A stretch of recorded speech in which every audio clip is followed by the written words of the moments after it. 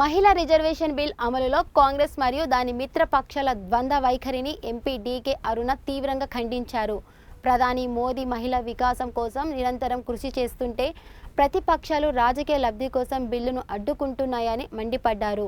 గతంలో అనేకసార్లు బిల్లును అడ్డుకున్న చరిత్ర కాంగ్రెస్దని, కేవలం ఓట్ల కోసమే వారు హామీలు ఇస్తారని విమర్శించారు. తెలంగాణలో ఇచ్చిన హామీలను విస్మరించిన కాంగ్రెస్ పార్టీకి మహిళలు తప్పక బుద్ధి చెబుతారని, దేశాభివృద్ధిలో మహిళల భాగస్వామ్యం కోసం బీజేపీ కట్టుబడి ఉందని ఆమె స్పష్టం చేశారు.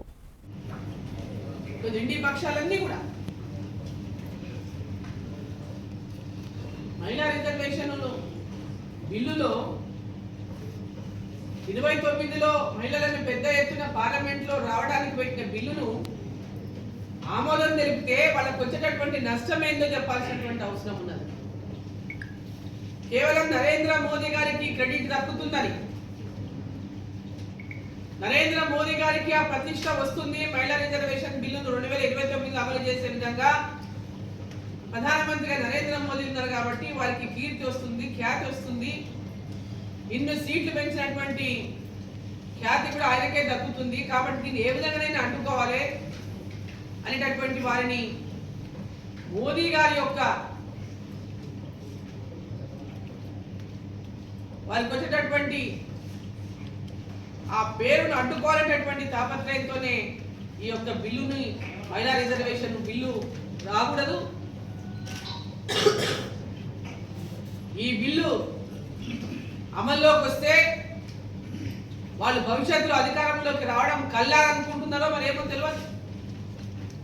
ఎందుకు అంత పెద్ద ఎత్తున వాళ్ళకి అభద్రతా భావం ఉందో తెలియదు.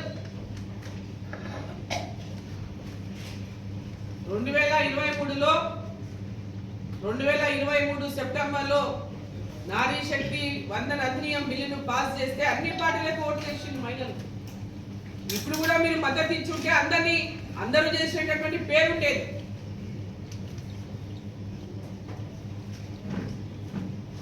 మహిళలను ప్రతిసారి మోసగిస్తున్నటువంటి కాంగ్రెస్ పార్టీ గురించి మహిళలందరూ కూడా గమనించాలని చెప్పి ఈ సందర్భంగా నేను కోరుతా ఉన్నాను.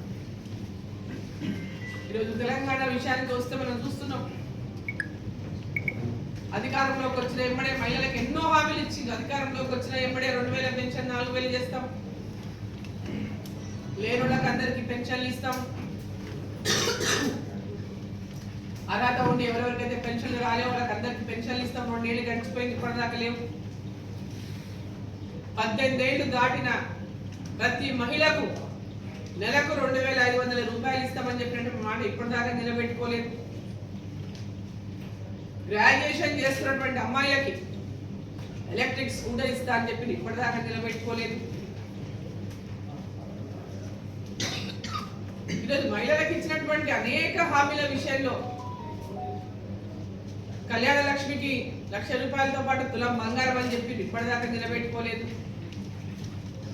మహిళలకు ఇచ్చిన ప్రతి మాట తప్పినటువంటి కాంగ్రెస్ పార్టీ మహిళా రిజర్వేషన్ బిల్లును వ్యతిరేకించి మహిళలందరినీ కూడా అవమానించినటువంటి కాంగ్రెస్ పార్టీని మహిళలందరూ కూడా గుర్తుపెట్టుకోవాల్సినటువంటి అవసరం ఉంది. వాళ్ళకు తగిన సమయంలో గుణపాఠం చెప్పాల్సినటువంటి అవసరం కూడా ఉందని చెప్పి తోటి మహిళలందరినీ నేను కోరుతా ఉన్నా. కావాలన్నా ఈరోజు మనం చూస్తున్నాం గ్రామాలలో సర్పంచులు, అదేవిధంగా కార్పొరేటర్లు కానీ, వార్డు మెంబర్లు కానీ, మున్సిపల్ కౌన్సిలర్లు కానీ, మున్సిపల్ చైర్మన్లు కానీ చాలా మంది మహిళలు ఉన్నప్పటికీ కూడా ఆ మహిళలను వారి అధికారాన్ని నిర్వహించే విధంగా అవకాశాలు కూడా ఇవ్వరు. అంటే వారి గురించి తక్కువగా, మహిళలంటే ఒక చులకన భావం వల్లనే ఇప్పుడు గ్రామ సర్పంచ్ రిజర్వేషన్లో 50% మహిళలకు రిజర్వేషన్. గ్రామాలలో మహిళలు సర్పంచులుగా ఉన్నా పెద్ద ఎత్తున వాళ్ళ అధికారంలో ఇంకొకరే అధికారాలను నడుపుతూ ఉంటారు. అదేవిధంగా కార్పొరేషన్లు కానీ, చైర్మన్లు కానీ మనం చూస్తున్నాం అనవాయితీగా చాలా చోట్ల. కొన్ని చోట్ల భర్తల పేరు తప్ప భార్య పేరు కూడా చెప్పరు.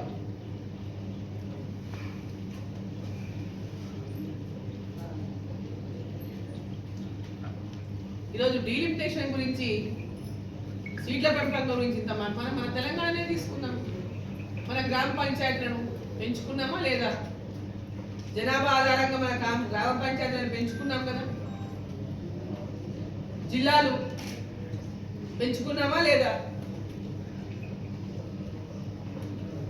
గ్రామ పంచాయతీలని జనాభా 5,000, 6,000, 8,000 ఉన్నటువంటి జనాభా ఉన్నాయి. గ్రామ పంచాయతీలో అందరికి కూడా పరిపాలన అందాలి. సమస్య అన్ని గ్రామాలలో కూడా, ఎందుకంటే ఒకటే గ్రామం కింద 3-4 విలేజ్లు ఉండేవి. సో గ్రామ పంచాయతీలు, చిన్న గ్రామ పంచాయతీల సంఖ్య పెంచేందుకు సుపరిపాలన కోసమే కదా.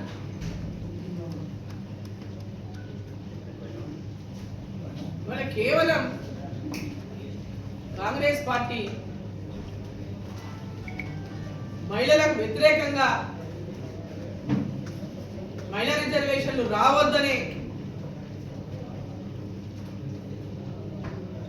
పెద్ద ఎత్తున గతం నుంచి కూడా అడ్డుకుంటూ వస్తున్నారు. ఆనాడు వాజ్పేయి గారు బిల్లు పెట్టినప్పుడు అడ్డుకున్నారు, ఆ తర్వాత అనేక సార్లు అడ్డుకున్నారు. తాము పెట్టాల్సిన టైంలో కూడా, మాట ఇచ్చి పెట్టాల్సిన టైంలో కూడా పెట్టేటటువంటి ప్రయత్నం చేయలేదు, వారిని ఒప్పించే ప్రయత్నం చేయలేదు. కేవలం ఏదో ప్రయత్నం చేసేటటువంటి విధంగా తప్పితే చిత్తశుద్ధి అనేది లోపించిన ప్రత్యేకమైన కనపడుతూనే ఉంది.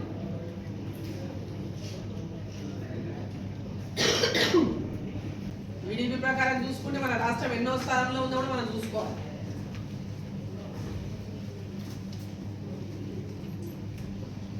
ఈరోజు మహిళా వ్యతిరేకులుగా, మహిళల యొక్క అభివృద్ధిని చూసి ఓర్వలేనటువంటి వాళ్ళుగా,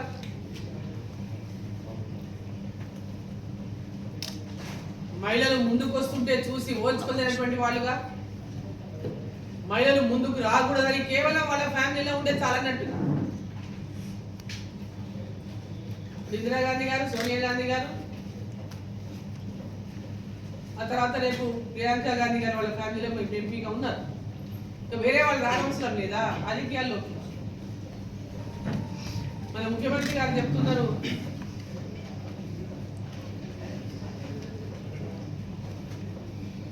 మహిళల్ని మీరు ఎంతమంది ప్రధానులు చేసి,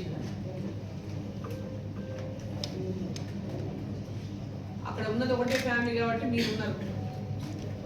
ఏఐసిసి అధ్యక్షురాలుగా సోనియా గాంధీ గారు ఉన్నప్పటికీ యూపీఏ చైర్పర్సన్ గా ఉన్నారు. మన్మోహన్ సింగ్ గారు ఎట్లా, ఏ విధంగా డిసైడ్ చేసినో దేశానికంతా తెలుసు. ప్రధానమంత్రి మన్మోహన్ సింగ్ గారి యొక్క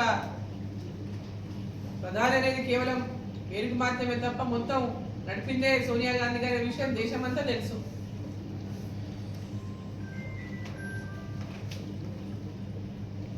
అనేక మంది మహిళలకు భారతీయ జనతా పార్టీలో అవకాశాలు ఇచ్చిండ్రు, ఇస్తున్నారు, ఇస్తారు. దాంట్లో మీకు ఉండాల్సిన అనుమానం ఏమీ లేదు.